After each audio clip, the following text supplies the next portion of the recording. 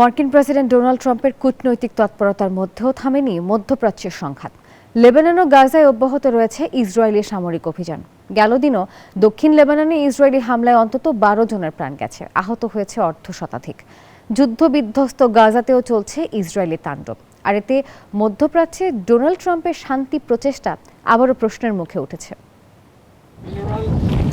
গত সপ্তাহে দক্ষিণ লেবাননে সামরিক অভিযান বিস্তৃত করে ইসরায়েলি বাহিনী। ঐতিহাসিক বিউফোর্ট দুর্গ দখলের দাবিও করে তারা, যা গত 26 বছরের মধ্যে ইসরায়েলি বাহিনীর সবচেয়ে গভীর অভিযান হিসেবে বিবেচিত হচ্ছে।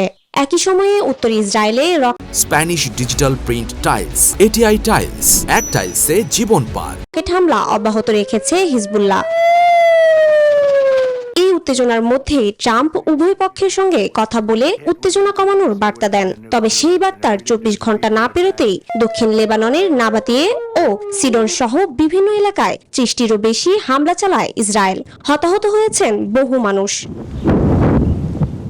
একই চিত্র অবরুদ্ধ গাজায়ও। সাম্প্রতিক সপ্তাহগুলোতে আরও ভূখণ্ডের নিয়ন্ত্রণ নিয়েছে ইসরায়েলি বাহিনী। হামাসের 2 শীর্ষ নেতা সহ অনেক নিরীহ ফিলিস্তিনি নিহত হওয়ার খবর পাওয়া গেছে।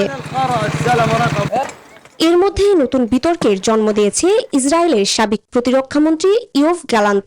এক সাক্ষাৎকারে তিনি স্বীকার করেন, জিম্মিদের জীবন ঝুঁকিতে থাকার সতর্কবার্তা পেয়েও গাজায় হামলার নির্দেশ দেয়া হয়েছিল। তার এই বক্তব্য নতুন করে সমালোচনার জন্ম দিয়েছে ইসরায়েলের যুদ্ধ কৌশল নিয়ে। ফলে মধ্যপ্রাচ্যে ডোনাল্ড ট্রাম্পের শান্তি প্রতিষ্ঠার প্রচেষ্টা আবারও পড়েছে প্রশ্নের মুখে। চৈতি রয়, নিউজ 24।